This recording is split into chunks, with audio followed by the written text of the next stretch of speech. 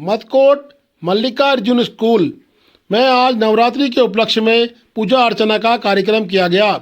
साथ ही बच्चों को नवरात्रि के महत्व के बारे में बताया गया। शिक्षक अनिल पांडे ने दुर्गा पाठ एवं काली पाठ किया। प्रधानाचार्य भरत धामी ने नवरात्रि की 9 देवियों के विषय में बताया एवं पूरे क्षेत्र के लोगों के उज्जवल भविष्य की कामना भी की। साथ ही विद्यालय के बच्चों व विद्यालय के अभिभावकों के द्वारा डांडिया नृत्य भी प्रस्तुत किया गया।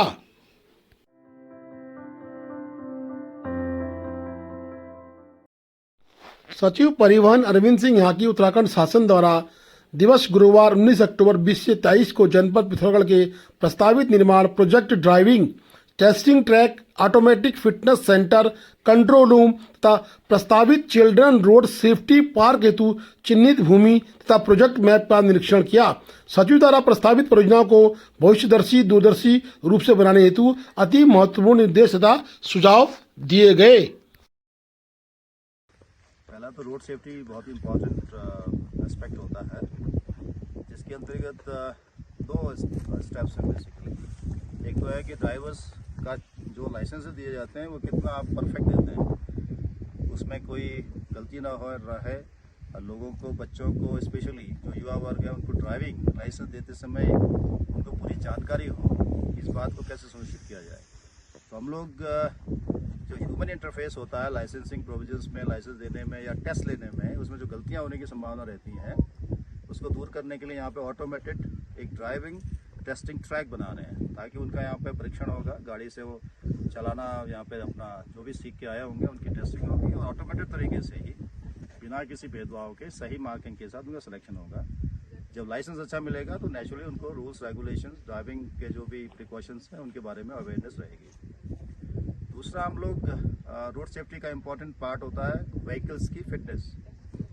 आजकल जो मैनुअली फिटनेस की टेस्टिंग की जाती है उसमें ह्यूमन एरर होने की संभावना रहती है। अब उसको भी हम लोग ऑटोमेशन के यूज़ करते हुए, टेक्नोलॉजी का यूज़ करते हुए ऑटोमेटेड व्हीकल टेस्टिंग स्टेशन यहाँ बना रहे हैं।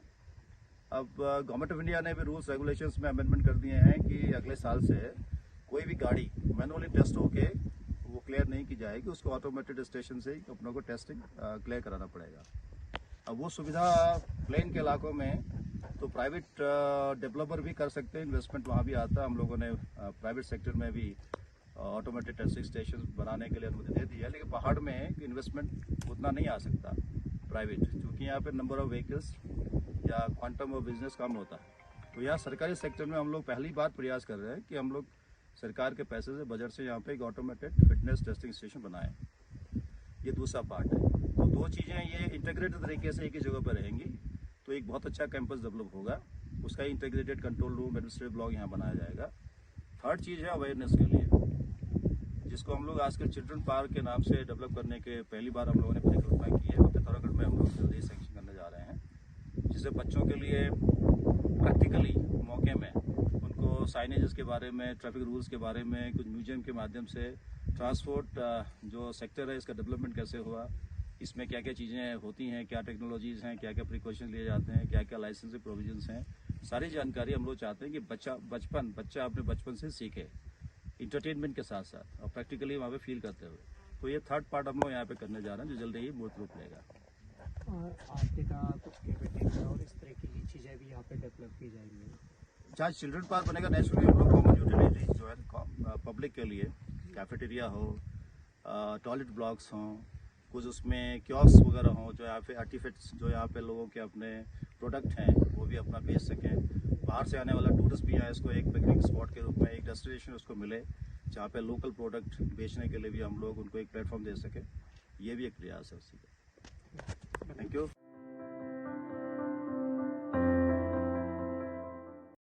धारचूला के सीपू में करंट से झुलसी महिला। धारचूला तहसील के सीपू नया बस्ती के पास जंगल में घास काटने जा रही महिला को करंट लगा। करंट की चपेट में आने से घायल महिला को सामुदायिक स्वास्थ्य केंद्र धारचूला लाया गया।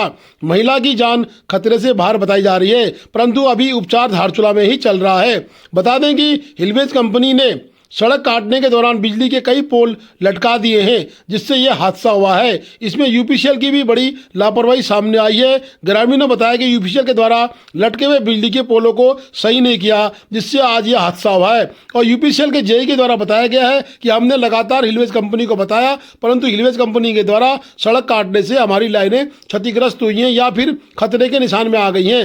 अब मेरा बेबी है, मैं सिटी में का सरपंच हूँ और मैं हमारे जो कम्युनिटी मीडिया रंगरेजी में काम करती हूँ और जो नदी भाई साहब हैं उनको मैं अच्छी तरह जानती हूँ। और ये हमारे जितने भी उत्तराखंड के ये धारचूला ब्लॉक है, जितने भी हादसा होते हैं वो सब इनको पता रहता है। और मैं जो हमारे सिद्धू ग्राम सभा में जो हादसा हुआ उसके बारे में बताऊंगी। हमारे सिद्धू ग्राम सभा नया बस्ती में तार रोड कटिंग हुई थी, उसके दौरान खंभा गिरा हुआ था। तो रोड इन्होंने जो भी लाइट मैन आता है वो लाइट बना के तो जाता है, मगर तार को अभी तक सुधारा नहीं है। जो ये तार खराब है वो तो हमारे 10-12 साल से है और उसको बीच में हमारे गाय बैल उनको भी करंट लगा था और छोटे छोटे बच्चे गए थे, उनको भी झटका लगा था, मगर उनको कुछ नहीं हुआ। तो इस तरह लापरवाही हुई है। और हमारे सिद्धू नया बस्ती में इतना लापरवाही कर रखा है रोड कटिंग वालों ने, जंगल जाने का भी रास्ता नहीं है और पुल वहीं पे है। तो उसी रास्ते में जाते समय अचानक उनको करंट लग गई। पार्वती देवी। पहले तो जो इन महिला के साथ दुर्घटना हुई है मेरे को बड़ा उसका दुख है, बड़ा खेद है उसका। और रही बात आज जो घटना हुई है तो उसमें 3-4 महीने पहले हिलवेज कंपनी वालों के द्वारा रोड कटिंग की गई थी, जिससे हमारे वहाँ पे 11 के डबल पोल मतलब डीपी बोलते हैं उसे, वो पोल क्षतिग्रस्त हो गया था, नीचे आ गया था। तो उसके बाद हम लोगों ने वहाँ पर पोल लगाया था पर उस वक्त उतना तारों की चाव तो था उस वक्त हम लोगों ने देखा था। पर अचानक आज सुबह पता चला कि ये घास काटने के लिए जा रहे थे तो इनको करंट लग गया। तो हो सकता है वहाँ तार डाउन आए होंगे। इससे पहले कोई गाँव वालों द्वारा भी हमें कोई सूचना नहीं दी गई, जिससे हम वहाँ पे जाके देखते तो अचानक ही ये हादसा हो गया था। सूचना इसकी हमें पहले नहीं मिली थी। कई अब रोड कटिंग होने से ऐसा हो गया है कई जगह जो हमारे पोल ऊपर थे, रोड से ऊपर थे, पर कटिंग होने के कारण उनका पूरा जमीन से पूरा रखने के कारण रोड कई पोल तो गिर गए हैं।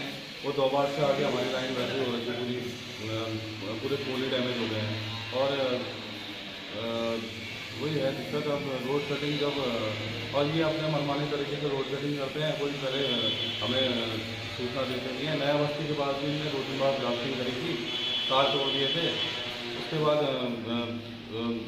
फिर बताया इन लोगों ने हमें। तो ये है।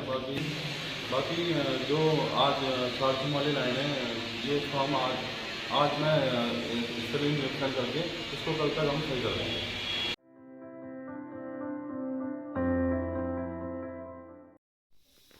पीडब्ल्यूडी गेस्ट हाउस धारचूला में परिवहन सचिव अरविंद यागी ने आज अधिकारियों के संग नगर में गांधी चौक के पास 4 करोड़ की लागत से बस टर्मिनल बनाने को लेकर बैठक की, जिसमें बस टर्मिनल के 17 दुकानों के साथ शॉपिंग कॉम्प्लेक्स के इत्यादि की वार्ता हुई। स्वतंत्रता संग्राम सेनानी परमल सिंह यागी शहीद स्मारक स्थल का भी नया निर्माण किया जाएगा।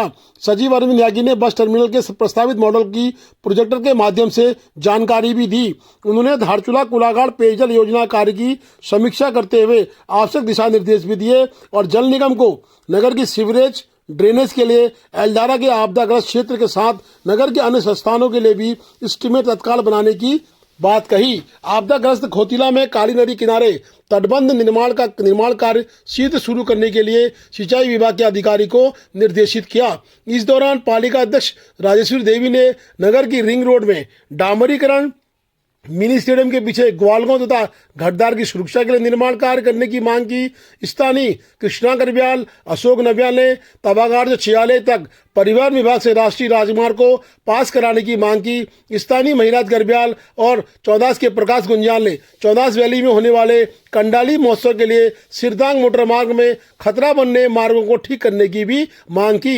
इस दौरान तहसीलदार जगदीश नेगी, सदर निरीक्षक जीवन पुनिठा, दीपक नोंगोली, नारायण दलियार, निहारिका गर्ब्याल, देवकी गर्ब्याल व समस्त विभागों के लोग मौजूद थे। सिंचाई विभाग ने बताया है कि हम तत्काल नवंबर के अंत तक एलदारा व खोतिला का कार्य सुचारू रूप से कार्य शुरू कर देंगे। इस पर अरविंद यागी ने कहा है कि आप तत्काल जितने भी बड़े एस्टीमेट हैं उनको बताएं। वह जल निगम की कार्य प्रणाली पर भी सचिव अरविंद सिंह यागी, जो कि जल निगम के सचिव भी हैं, उनके द्वारा कड़ी आपत्ति दर्ज की गई। उनके द्वारा बताया गया कि 6 इंच आपने 2.5 इंच की लाइन 6 इंच नीचे डाल रखी है, जो कि न्याय संगत नहीं है। जल निगम के एक्शन ने बताया कि 2 फीट अंडरग्राउंड लाइन होनी थी, जिससे पानी के कनेक्शन की आपूर्ति होती। 4 करोड़ की इस लाइन पर कहीं ना कहीं ठेकेदार की मनमानी भी स्पष्ट नजर आई।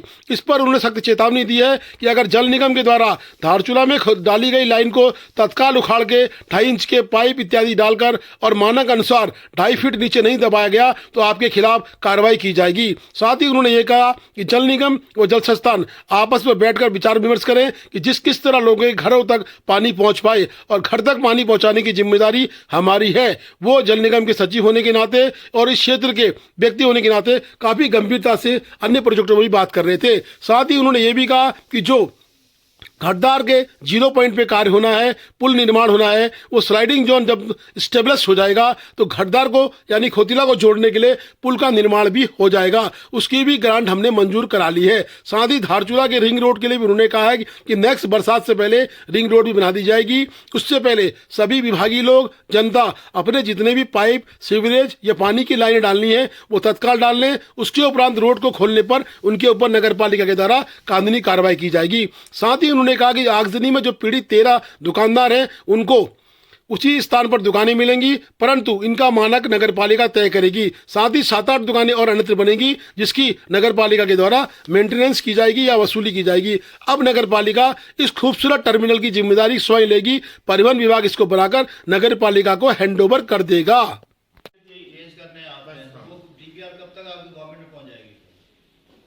रिपोर्ट आने के हम 10 दिन के अंदर 10 दिन तो आप ये मान के चलें कि नवंबर 1 वीक के आसपास आप शासन में रिवाइज डीपीआर भेज देंगे और टीएसी होगा, ईएफसी होगा, दोबारा एफसीसी में जाएगा स्टेट स्टीयरिंग कमेटी में, तो वहाँ से आपको नवंबर में माना पूरा हो जाएगा।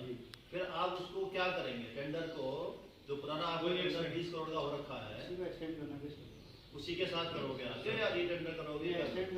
रीटेंडर बहुत टाइम लगेगा। हाँ, तो उसी के साथ आगे बढ़ोगे ना। तो उसने काफी काम करा भी रखा होगा। अभी भी करना। अच्छा, इस बीच में कोई काम ऐसे नहीं चल रहे हैं जो कि जिनका डीपीआर से कोई रिलेशन नहीं था, सॉरी डिजाइन से, और फील्ड के हिसाब से आईआईटी सहमत था और काम आपने कंटिन्यू करा रखा हो, या कंप्लीटली बंद है काम? तो अभी फिलहाल बंद है, लेकिन उनको अभी बोला है कि अभी नीचे का जो Please do like, share and subscribe DCL News.